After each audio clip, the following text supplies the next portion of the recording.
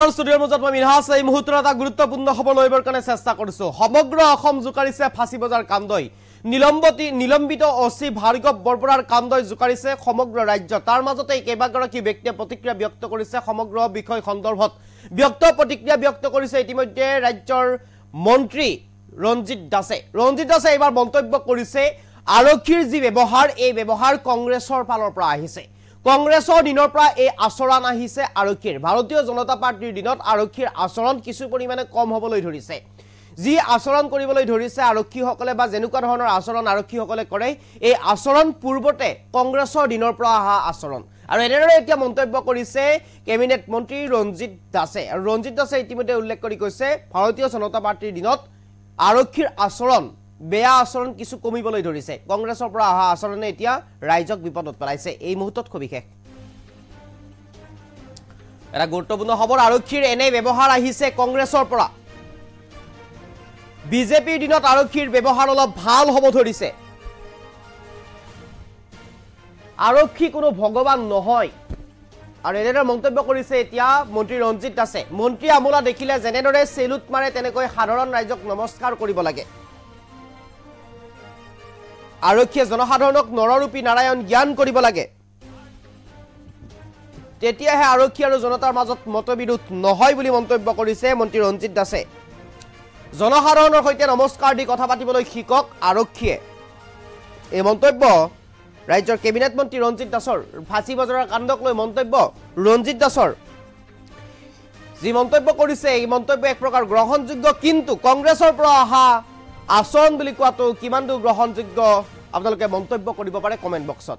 এয়া মন্ত্ৰী ৰঞ্জিত দাসৰ মন্তব্য। ইতিমধ্যে ফাঁচী বজাৰ কাণ্ডক লৈ ৰাইজে সমগ্ৰ ৰাজ্য তোলপাল লাগি পৰিছে। ফাঁচী বজাৰ কাণ্ডক লৈ সমগ্ৰ ৰাজ্যতে অব্যাহত আছে চাঞ্চল্যৰ। তাৰ মাজতে বিভিন্নজনে প্ৰতিক্ৰিয়া ব্যক্ত কৰিছে, বিভিন্নজনে মন্তব্য কৰিছে।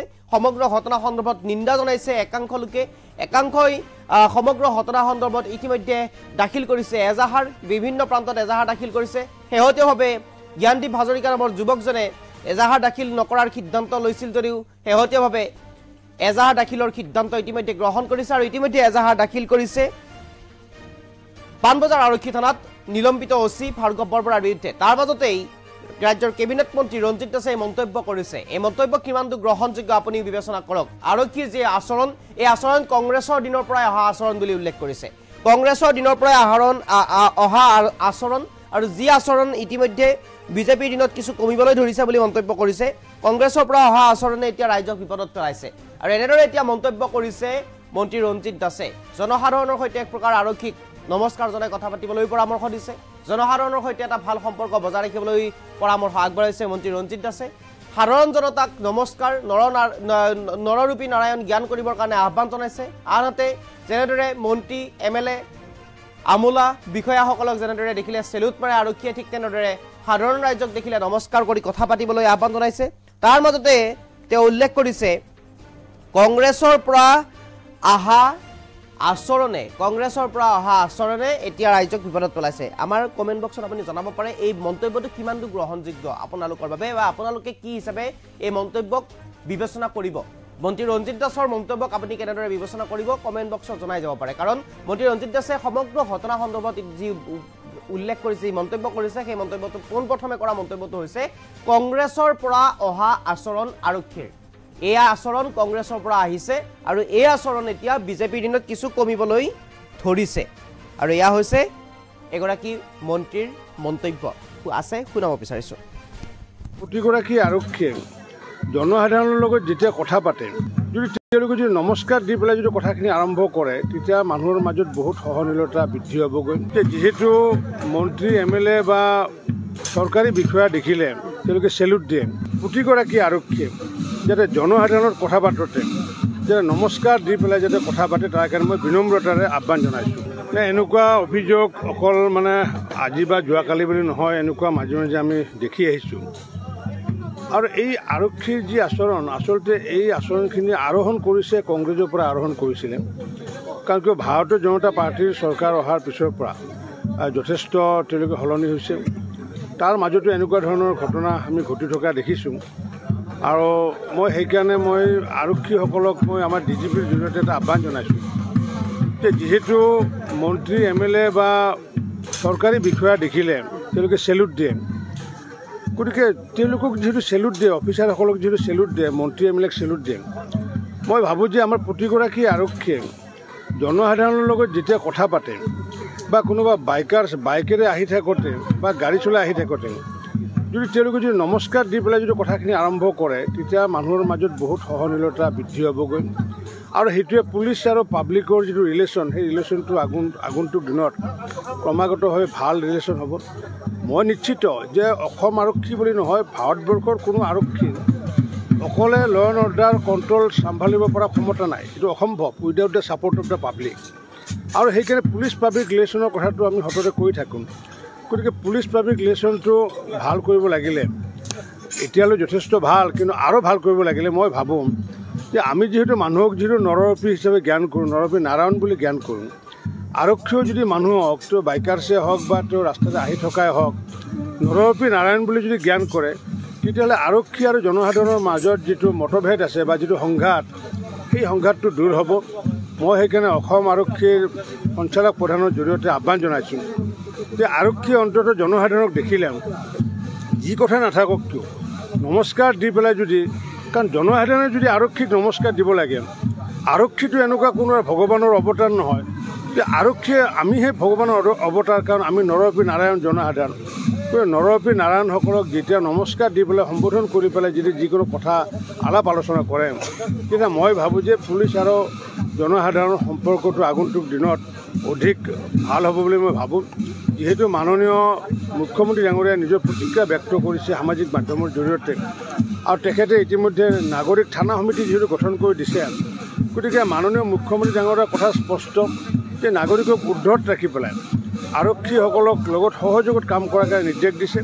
মই সেইকাৰণে বিনম্ৰতাৰে আহ্বান জনাইছোঁ, এতিয়াৰ পৰা যদি তেওঁলোকে ভাবে অসমৰ জনসাধাৰণ নৰৰূপী নাৰায়ণ বুলি, প্ৰতিগৰাকী আৰক্ষীয়ে যাতে জনসাধাৰণৰ কথা পাতোঁতে যাতে নমস্কাৰ দি পেলাই যাতে কথা পাতে, তাৰ কাৰণে মই বিনম্ৰতাৰে আহ্বান জনাইছোঁ। প্ৰতিগৰাকী আৰক্ষীয়ে জনসাধাৰণৰ লগত যেতিয়া কথা পাতে, যদি তেওঁলোকে যদি নমস্কাৰ দি পেলাই যদি কথাখিনি আৰম্ভ কৰে, তেতিয়া মানুহৰ মাজত বহুত সহনীলতা বৃদ্ধি হ'বগৈ।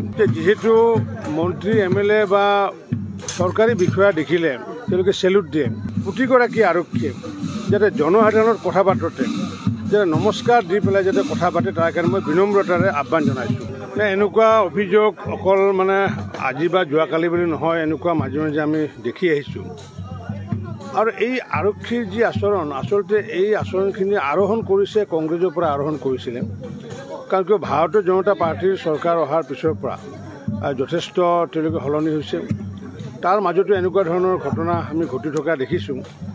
আৰু মই সেইকাৰণে আৰক্ষীসকলক আমাৰ DGPৰ জৰিয়তে এটা আহ্বান জনাইছোঁ যে যিহেতু মন্ত্ৰী MLA বা চৰকাৰী বিষয়া দেখিলে তেওঁলোকে চেলুট দিয়ে।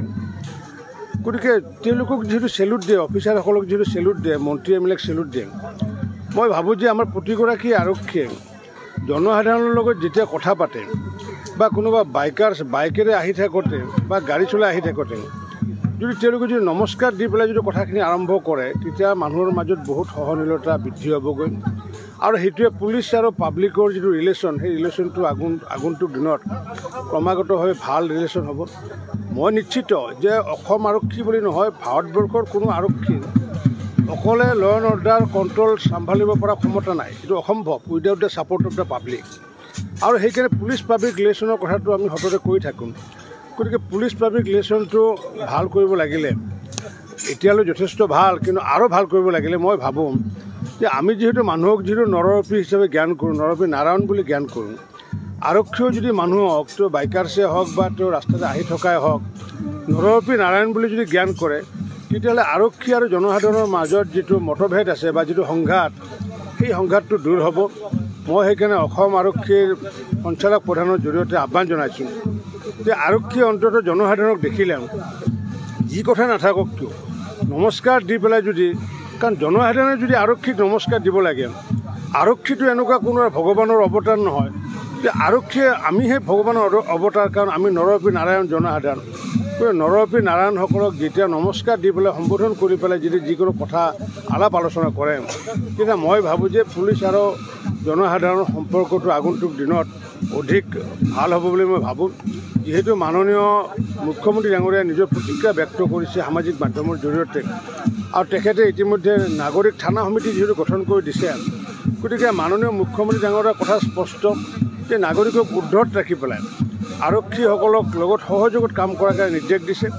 মই সেইকাৰণে বিনম্ৰতাৰে আহ্বান জনাইছোঁ, এতিয়াৰ পৰা যদি তেওঁলোকে ভাবে অসমৰ জনসাধাৰণ নৰপী নাৰায়ণ বুলি, প্ৰতিগৰাকী আৰক্ষীয়ে যাতে জনসাধাৰণৰ কথা পাতোঁতে যাতে নমস্কাৰ দি পেলাই যাতে কথা পাতে তাৰ কাৰণে মই বিনম্ৰ